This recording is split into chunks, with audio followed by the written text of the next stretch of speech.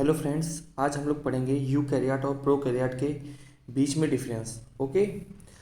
ये डिफरेंस पढ़ने से पहले मैं आपको सजेस्ट करूंगा कि आप पिछले लेक्चर को एक बार रिवाइज करके फिर इसको पढ़ें तो आपका कॉन्सेप्ट और अच्छे से क्लियर होगा। चलिए पहले हम प्रोकैरियोट के बारे में थोड़ा बहुत जानकारी ले लेते हैं, उसके बाद इनके बीच में कंपेयर करके तब आगे हम लोग बढ़ते हैं। ओके, तो हम लोग प्रोकैरियोट देख रहे हैं। जब जूलॉजिकल टाइम स्केल मैंने पढ़ाया था तब मैं बताया था कि कैसे लाइफ आया, सबसे पहले कौन आया, प्रोकैरियोट्स आए, फिर multi cellular organism, unicellular organism से मल्टी सेलुलर, फिर एक्वाटिक से टेरेस्ट्रियल की तरफ आगे बढ़ती गई लाइफ। तो देखिए यहाँ पहला पॉइंट क्या लिखा है, ओरिजिन।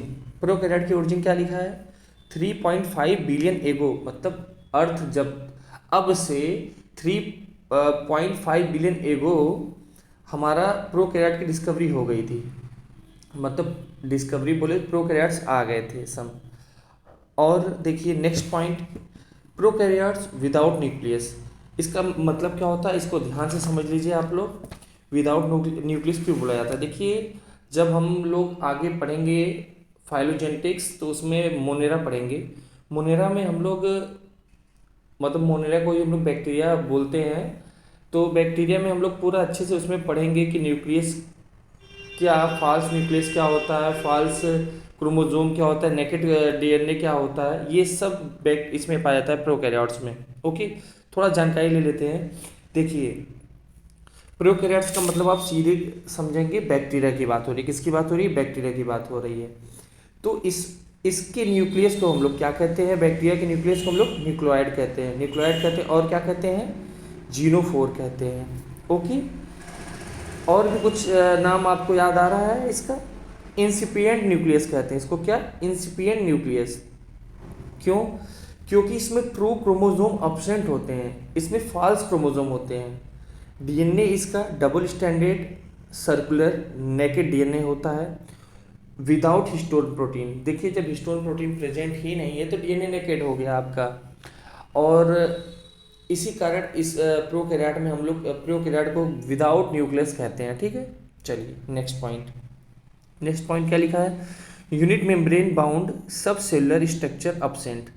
देखिए यूनिट मेम्ब्रेन बाउंड सब सेलुलर स्ट्रक्चर अब्सेंट, इसका मतलब क्या है, सेल ऑर्गेनेल्स की बात हो रही है। सब सेलुलर स्ट्रक्चर, सेल के अंदर जो ऑर्गेनेल्स पाए जाते हैं उसको हम क्या कहते हैं, सब सेलुलर। सब मतलब होता है जब किसी बड़ी इकाई से एक छोटी इकाई और बात हो तो उसको वहाँ टर्मिनोलॉजी सब लगा देते हैं। ओके, तो सब सेलुलर स्ट्रक्चर मतलब सेल ऑर्गेनेल्स की बात कर रहा है, और वो भी यूनिट मेम्ब्रेन मतलब मेम्ब्रेन बाउंड कंडीशन में, जैसे mitochondria, chloroplast, lysosome, Golgi body, endoplasmic reticulum and others. ठीक है, ये अब्सेंट होंगे किसमें, प्रोकैरियोट्स, बैक्टीरिया में।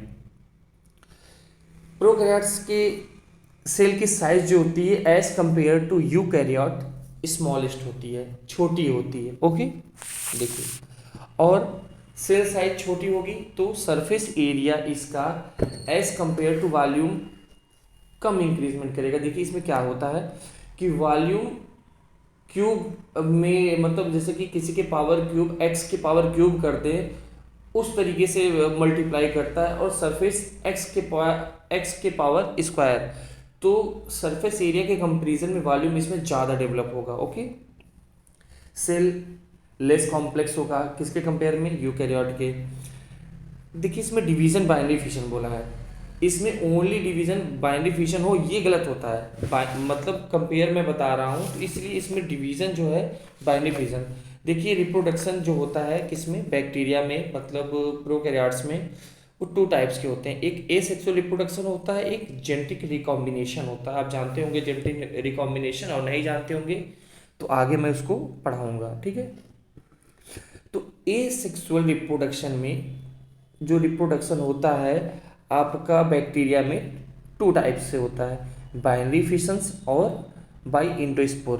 बाई इंडोस्पोर जब इन्वायरमेंट अनफेवरेबल होता है बैक्टीरिया के लिए तब उस कंडीशन में वो रिप्रोडक्शन करता है, कैसे, बाई इंडोस्पोर। लेकिन कॉमनली नॉर्मली ये बाइनरी फिशन से करता है। बाइनरी फिशन में क्या होता है, पुराने सेल से एक नए सेल का फॉर्मेशन हुआ बाई फ्रेगमेंटेशन, जैसे कि ओल्ड पार्ट डिस्ट्रॉय हो जाएगा, डीके हो जाएगा, न्यू पार्ट जर्मिनेट मतलब और आगे ग्रोथ करके डेवलप हो जाएगा। ओके, अब बाइनरी फिशन तो आप समझ गए होंगे।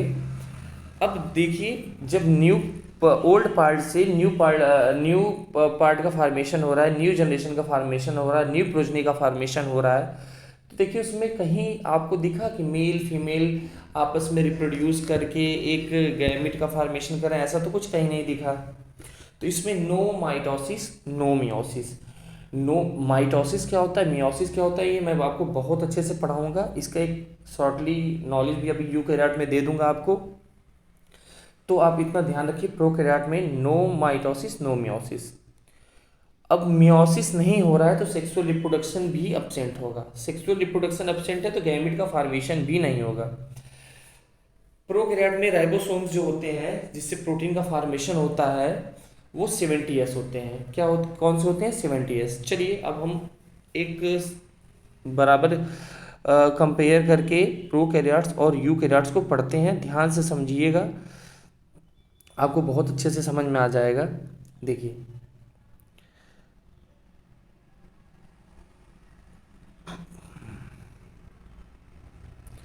यूकैरियोट्स 1.5 बिलियन एगो आ गया था। उससे बहुत पहले कौन आ गया था? प्रोकैरियोट्स 3.5 बिलियन एगो। प्रोकैरियोट्स विदाउट न्यूक्लियस बताया था मैंने, लेकिन यूकैरियोट्स में न्यूक्लियस प्रेजेंट होता है। इसमें न्यूक्लियस प्रेजेंट होता है, क्रोमोसोम होता है, डीएनए जो विथ हिस्टोन के साथ होता है।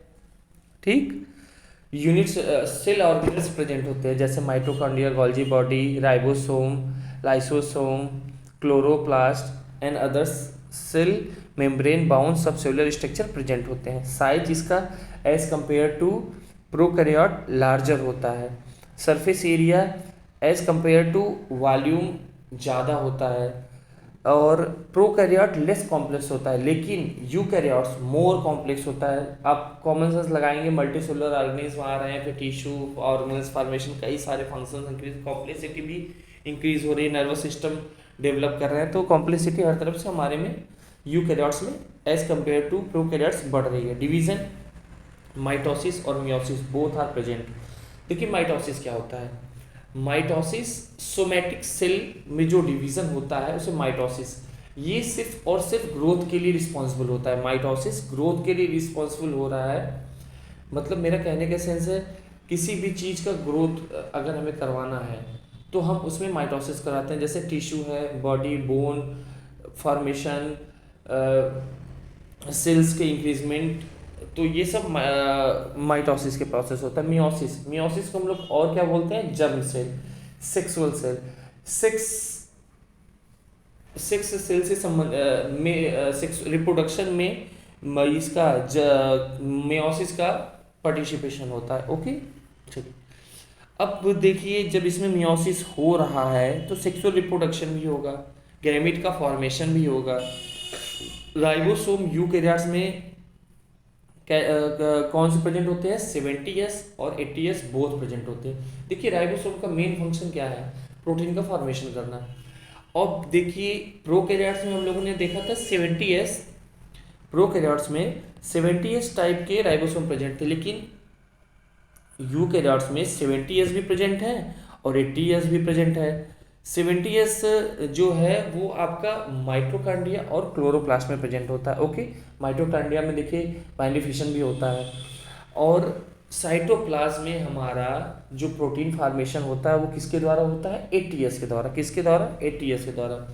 देखिए ये यूकैरियोट्स और प्रोकैरियोट्स का एक बेसिक डिफरेंस मैंने बता दिया आपको, और थोड़ा बहुत हम लोग और कुछ इसका नॉलेज ले लेते हैं। देखिए यूकैरियोट और प्रोकैरियोट्स में कुछ डिफरेंस नहीं, कुछ सिमिलरिटीज होती हैं, लेकिन वहाँ एक अदर, देखिए प्रोकैरियोट्स में तो ऑर्गेनल्स होते नहीं हैं, यूकैरियोट्स में होते हैं, तो वहाँ एक अलग फंक्शन होता है। जैसे देखिए आपका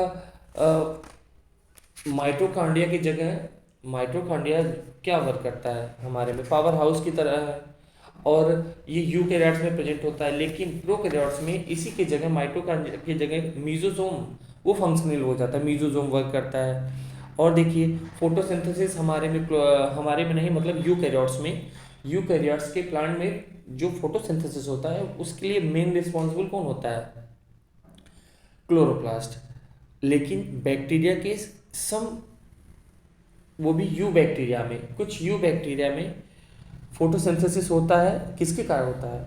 क्रोमेटोफोर्स के कारण होता है। तो ऐसे छोटे छोटे बेसिक डिफरेंस हैं जो आगे हम और क्लियर करके बात करेंगे। देखिए हम यहाँ सीक्वेंस से चल रहे हैं कि जैसे आप कुछ चीज़ें समझ में आ जाए, जो चीज़ें आपको नहीं समझ में आ रही आप थोड़ा इंतज़ार करिएगा, सब चीज़ एकदम क्लियर मैं कर दूंगा, कोई डाउट नहीं रह जाएगा। Okay, thank you.